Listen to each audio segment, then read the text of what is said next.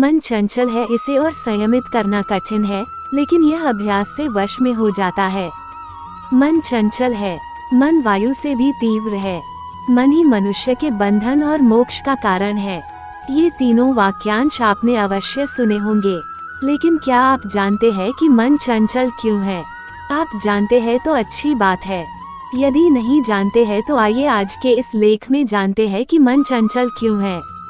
यदि आपने मेरे पिछले लेख पढ़े हो तो आपको पता होगा कि मन है क्या चीज। आपकी ही कुछ आदतों, इच्छाओं और संस्कारों के समुच्चय को मन कहते हैं। अब यहाँ आदतों, इच्छाओं और संस्कारों के आधार पर मन को दो भागों में विभाजित किया जा सकता है। एक तो अच्छा मन, दूसरा बुरा मन। अच्छा मन वह जो आत्मा के अनुकूल काम करे, जो हमें उत्थान की ओर ले जाए। बुरा मन वह जो आत्मा के प्रतिकूल काम करे, जो हमें पतन की ओर ले जाए। वास्तव में दोनों ही मन आत्मा की शक्ति से चलते हैं, किंतु अच्छे मन पर आत्मा का आधिपत्य होता है और बुरे मन पर आत्मा का आंशिक आधिपत्य होता है, या यूं कह लीजिए कि कोई आधिपत्य नहीं होता। अब आप मन को समझ चुके होंगे। अब हम बात करते हैं चंचलता की। चंचलता जल का गुण है।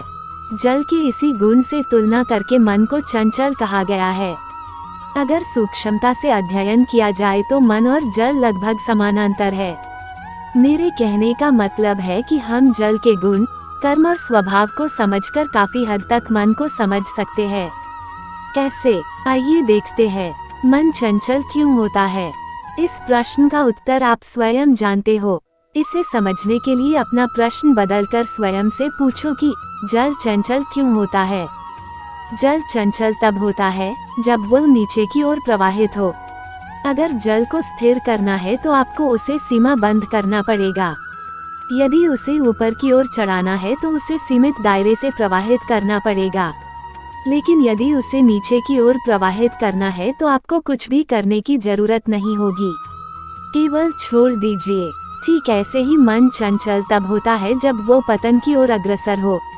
यदि मन को स्थिर करना है, निश्चल करना है तो उसे सीमित दायरे में रखना होगा।